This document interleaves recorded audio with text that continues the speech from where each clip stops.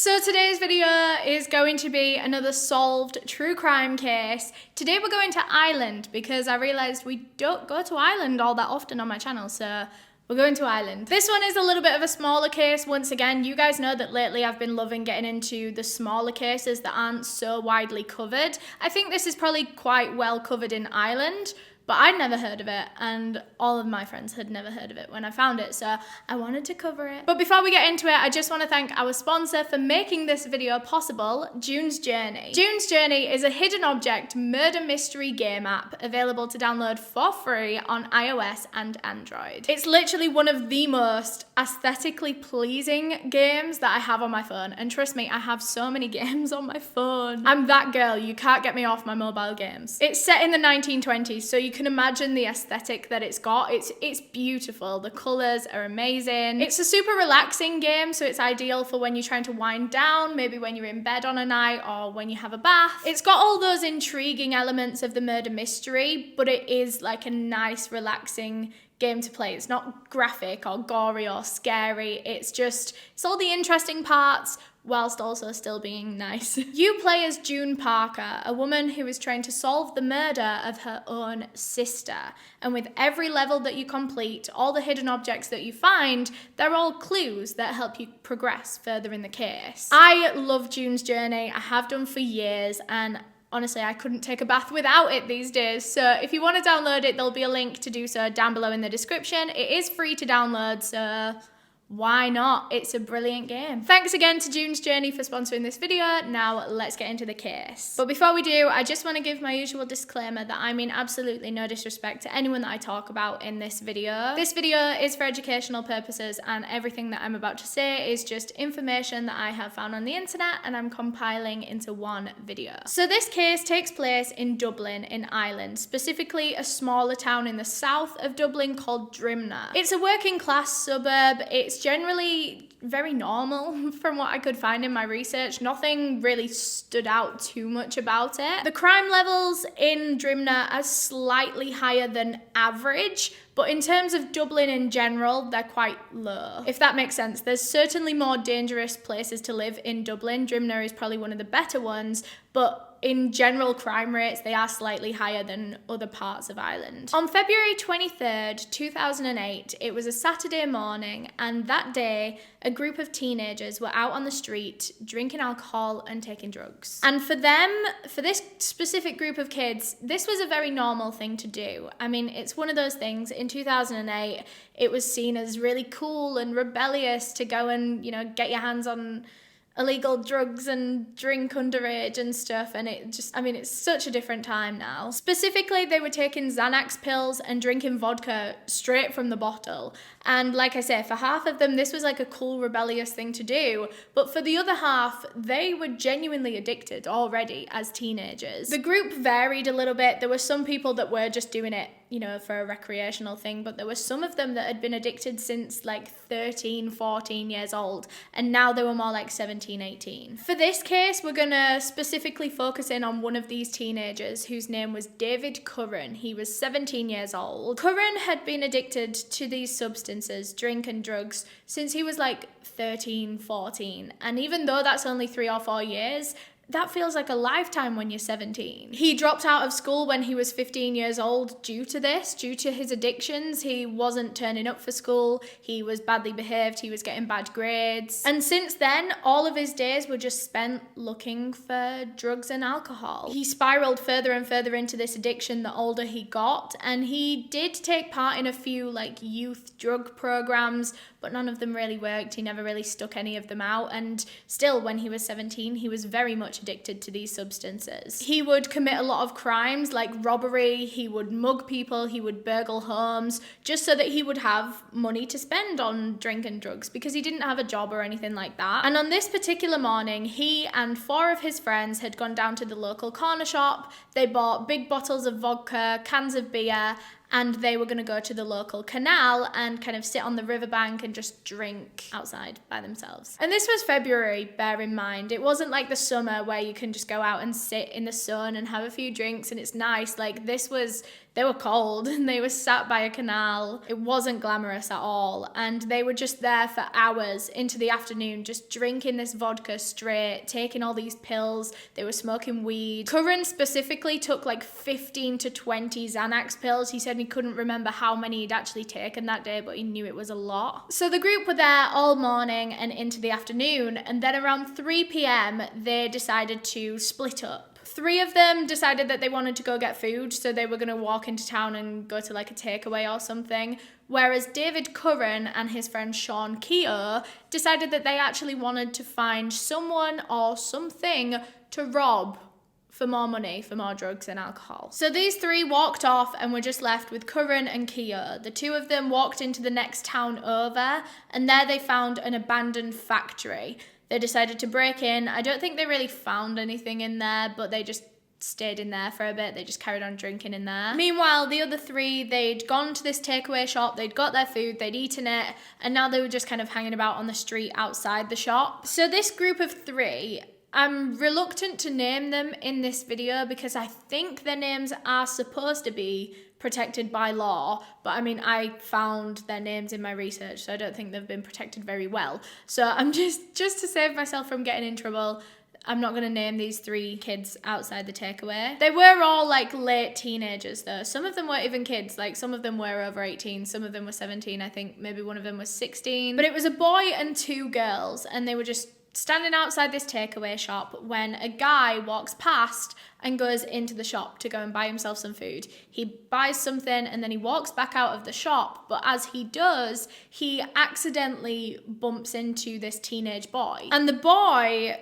took offense to this. I mean, it was an accident. It was an accidental brush past him, but this boy was offended. Like, I think it was because he was intoxicated and he was also showing off in front of these girls, but he starts shouting at this guy that's just accidentally hit him. He didn't even hit him, he like brushed past him, but you know what I mean. So he's shouting at this guy and this confrontation starts to escalate. The boy starts shouting louder and louder, he's swearing until eventually this turns physical. He starts hitting this man. And when this happened, these 2 girls that had just been watching until this point, they decided to join in. So now all 3 of them are swinging at this innocent guy. They managed to get him on the ground where they all began kicking him. They're stomping on him, they're spitting on him, and they just keep going and going and going until eventually a car pulls up beside them on the road and a man jumps out. This man grabs the teenage boy and pulls him off of this guy that's on the floor being beaten up by all of them. And this guy, by the way, coincidentally was the boy's uncle. His uncle just happened to be driving past him. And his uncle was actually David Curran's father. So the boy that we were talking about earlier, his dad. So that makes this teenage boy David Curran's cousin. So anyway, his uncle, David Curran's father, pulls up and he pulls this teenage boy off of this guy. But he didn't do this in a protective way. It wasn't like he was just trying to get his nephew off this guy to keep his nephew out of trouble and, you know, stop him from doing something bad. He actually did it so that he could grab this guy from the ground, throw him against the shutters of the store next to the takeaway, and he began screaming at this guy. He was screaming at him, and then he punched him in the face, and then threw him to the ground, and then just left him. He kind of ended the fight with that, and let this guy get up and run away. And as this guy started running off down the street away from this group of people that had just assaulted him, one of the girls that was part of this actually picked up a glass bottle from the floor and threw it down the street at this guy and allegedly screamed a racist remark at him. So this man that had just been attacked was 26-year-old Polish native Pavel Calita.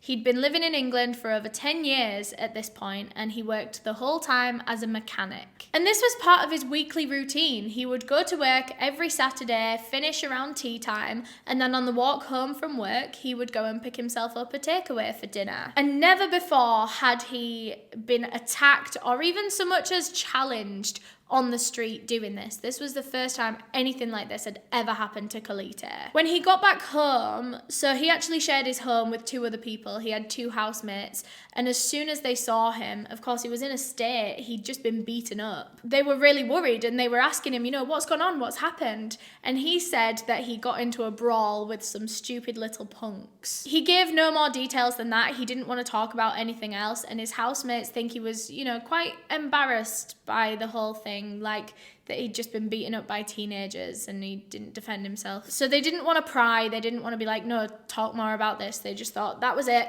they were going to leave it, that was the end. Meanwhile, those teenagers that had attacked him, they were still riled up, they were still angry about the whole thing, and they didn't feel satisfied with how it ended. So one of them, I believe it was the boy, called David Curran, who was still with Sean Kier at this point, and he tells them everything that had just happened, this whole story of the fight. He also asked Curran and Kier what they'd got up to while they'd been gone, and the 2 of them said that they'd stolen a moped and taken it apart and kept all the spare parts that they could sell and make money, and then they set this moped on fire in a park. But now, anyway, Curran and Kier were bored, they weren't doing anything at this moment, and so they said they would come and meet up with the other 3 again. They were going to meet up outside that takeaway again. So when Curran and Kier arrived outside the takeaway, the group explained this story to them again, but this time it had a lot more passion, a lot more emotion. Of course, in person, Curran could see how angry his cousin was getting. And David Curran, at this point, he felt like this was personal.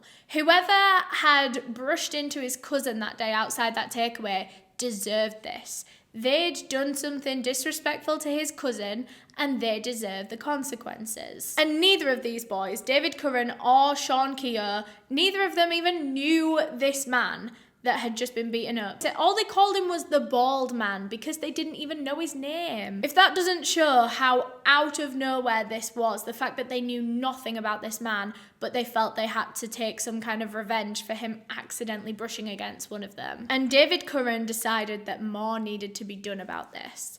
And so all of the teenagers, led by him, now they were very, very intoxicated. I mean, they'd been drinking and taking drugs all morning, and it was about 6:30 at this point. This group began walking the streets looking for Calita. And David Curran was so angry, even though he hadn't even experienced this. He was so burning angry that he would take out this anger on different objects as they were walking down the street. He would kick walls, kick cars. He even had this screwdriver in his pocket that he'd taken from this moped that they found and stole. And he was using this screwdriver to scratch all the cars. Eventually, somehow, these teenagers located Calita's home, and they stood outside just giving him verbal abuse. They were shouting things, calling for him to come out, they were calling him names. Again, allegedly they were shouting racist things, although I couldn't find what that was. Like I said earlier, Calita lived with 2 housemates. Both of them were also Polish. It was a woman named Camilla and a guy named Mariusz. And Camilla said that the kids shouting outside was causing Calita to melt down. He was anxious, he was overwhelmed, he started crying, he didn't know what to do, and he was still so full of anger as well. These kids had literally beaten him up for no reason less than 10 minutes ago, and he didn't know what he'd done. He was angry at them, he was upset, he was scared, but eventually he felt the need to stand up for himself. So he opened his front door and he walked out into his front garden to confront these kids. Camilla followed him out, and then Mariusz eventually followed them 2 out too. And Calita was shouting something in Polish at these teenagers. They didn't know what he was saying, but they knew that he was angry. They could see it in his face that he was angry, so that only made them more angry. So they're walking towards him, he's walking towards them. It's looking like it's going to be another altercation again. And at this point, David Curran, who was angry enough as it was, he was seeing red at this point. He grabbed the screwdriver from his pocket and launched forward towards Calita. At this point, Camilla was stood just in front of him to the side, and she ducked out of the way as Curran jumped at Calita and drove the screwdriver straight into his head. He stabbed him twice in the left temple, and it was really, really deep enough for one of these stab wounds to penetrate his skull and go all the way through into his brain. It's almost inhuman, the amount of strength that would be needed to penetrate the skull twice and make it into the brain. Like, this was insane strength. Calita fell to the floor in agony. He was screaming, but the group weren't even done there.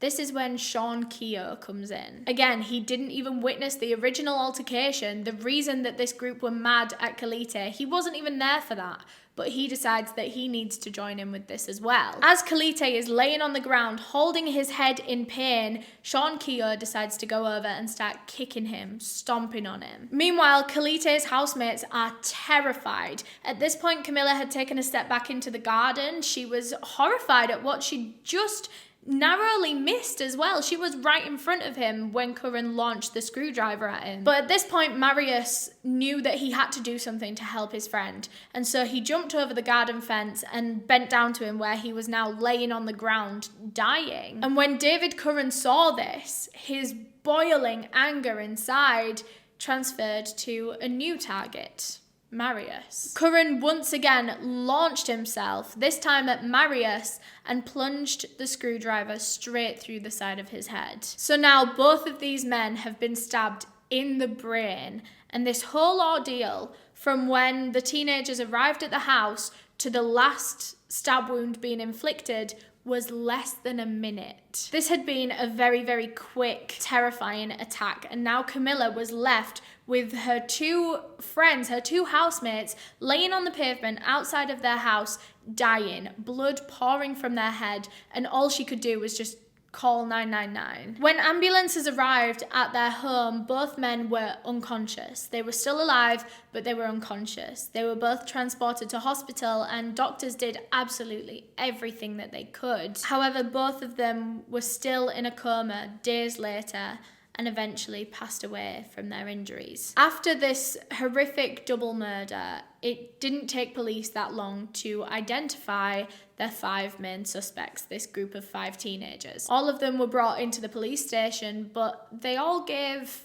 conflicting stories. David Curran was the first to be arrested and questioned, and he told police that he had nothing to do with these murders. He actually said that it was all Sean Kier. Police weren't convinced with his story, obviously, but then they arrested Sean Kier anyway, because now they were clear on his involvement in this case. And once again, his story was completely different to David Curran's. He said that it had actually been a different group of teenagers entirely. Like, he gave names, and none of those names were in his group, and none of those names were David Curran either. So police knew that they weren't going to get anything out of these teenagers. They were all just lying, and none of them were going to tell them anything that happened. So they decided to seize all of their phones and look through like their text history and things like that to see if any of them might have slipped up. And they had. It was very clear what had happened and who was involved just by looking at their texts. So the ones that I'm about to read you are from one of the girls. I don't think the rest of them were really texting about it, but I don't think this girl really understood the memo on that one, and she was just texting everyone about it. So this girl texts David Curran on the night of the murder saying, "I was just reading what it says on the news. Ha, shit." To which Curran responded, "Delete it, get a new number tomorrow." To which the girl asked why, and he said, "If they ask you for your phone number." And the girl responded to that saying, "Haha, but like, I can't believe it, mad night." So Curran is telling her in these texts, "Delete it, stop talking about this, get a new phone number, you can't be texting me about this." And she's just like, "Oh my God, it was such a mad night." The fact that she uses the words mad night as if it was just like some wild night out that they had, it's insane. It shows the real disconnect that these teenagers had from what they'd done. And I mean, even just the fact that both of them, David Curran and this girl, they were putting kisses, they were putting X's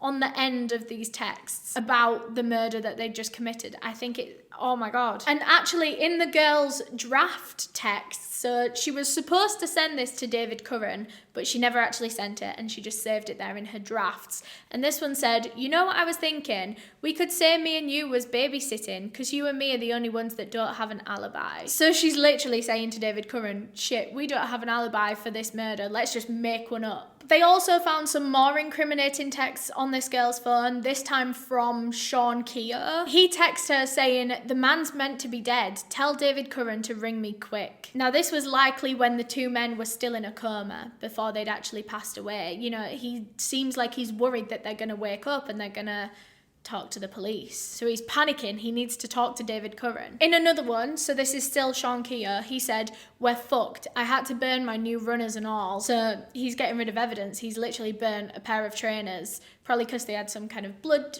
evidence on them. The girl responded saying, no way, and he said, swear to God, we're fucked. So after seeing all of these text messages and talking to witnesses and looking at crime scene evidence, everything like that, police knew what happened, you know. So they decided to call all of these teenagers back and just confront them with the facts. Be like, look, we know you did it. Like, we've got all of this evidence here. And when they did, all of these teenagers decided to just drop all of their fake alibis, all of their lies, and just admit that they did it. Police asked David Curran why he'd done this, why he felt the need to get involved and attack this man and murder this man when he was supposedly just supposed to be defending his cousin. The reason he did this was because he was mad that this guy had upset his cousin. And he told the police they were coming for me now, and that made me go mad. When he was asked what he meant by go mad, he said that he just didn't have control over his body. He was not in his body in that moment. He said he was so uncontrollable, in fact, that when he eventually came round and, you know, realised what he'd done, he was so disgusted in his actions that he actually threw up his dinner. The curry that his mum made him, he threw it up. So anyway, that was the questioning with David Curran. Meanwhile, police were looking into Sean Kier as well. They wanted to figure out how involved he was, and they wanted to just kind of know who this guy was. They ran his name on the database, and they found that this boy, this teenage boy, he was like 18, 19, he actually had 75 previous convictions. And 75 is an astronomical amount for an 18, 19-year-old boy. I mean, where do you find the time to get 75 previous convictions? And at the time of the murder as well, Sean Kier was actually on bail for a previous violent crime that he'd committed. So 2 years after the murders, both boys stood trial. David Curran argued in court that his motive for this murder, or for even just attacking Calita in general that day, was because he believed that Calita had stabbed his father. In the altercation earlier that day, you know, the one that started all of this with those teenagers, and then David Curran's dad runs in and, you know, pulls them off him, David Curran says that he believed that day that Calita had stabbed his father during that altercation. A lot of people think that Curran is lying. I mean, obviously his father wasn't stabbed. That's not true.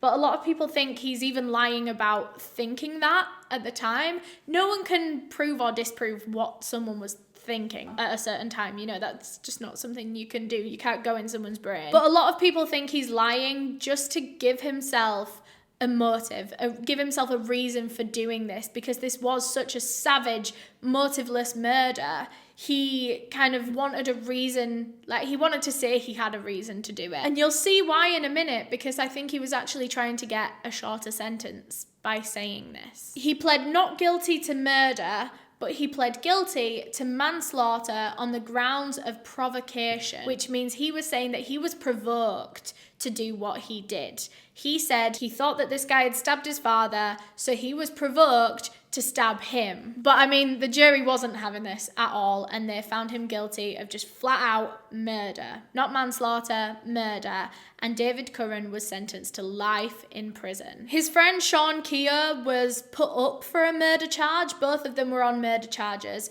but he was found not guilty, and instead he was found guilty of some kind of assault charge for his part in this, because he was kicking Calita when he was on the ground, but he didn't actually do the thing that murdered him. David Curran later released an apology through his lawyers to both of the men's families. But of course, the pain that he has brought to so many people from doing this, it can never be made right. Marius's father said that he goes to his son's grave every single day. even years later, just to talk to his son. Calita actually had a girlfriend back in Poland, and they were planning on getting married, starting a family together. He was actually only supposed to be in Dublin for a temporary amount of time. It was always his end goal to go back to Poland and marry this woman. He was going to make her his wife, and now she was left without him. Literally just hours before he was murdered, he was on the phone to his girlfriend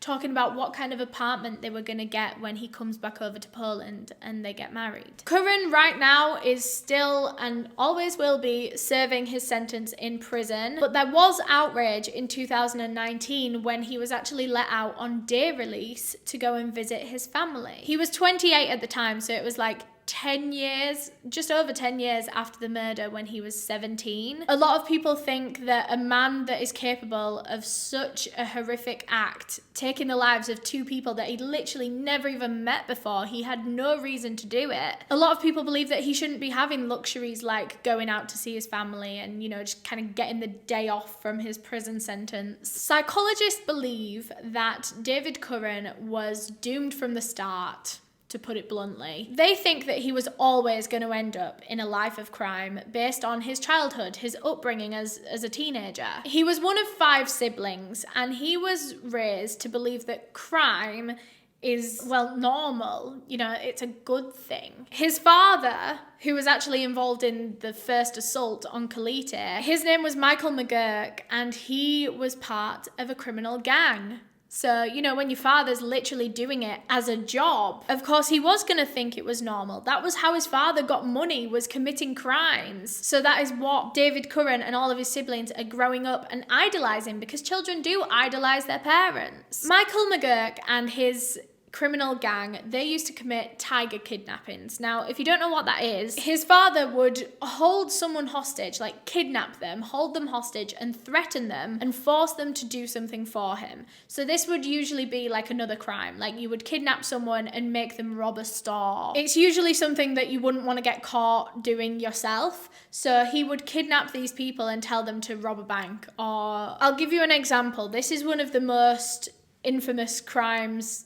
that he'd ever done. It was actually after David Curran was already jailed for his murders, but he'd done things like this in the past and his father. One night, him and his gang broke into this woman's home. They went up to her bedroom and put guns to hers and her husband's heads. They threatened to shoot them if they moved. Meanwhile, other members of this gang went to their children's rooms because they had 2 children, and they kidnapped their children. They grabbed the kids, put them in the back of a van, as well as the husband, and then the gang drove all 3 of them away and left the wife alone at gunpoint in the home with the rest of the gang. Now, these men knew that she worked at a bank, and they told her, go to the bank, go do your job as normal tomorrow. They wanted her to go into the vault, get X amount of money, and take it to them in order to have her family safely returned to her. They said that if she failed to do so, her husband would be shot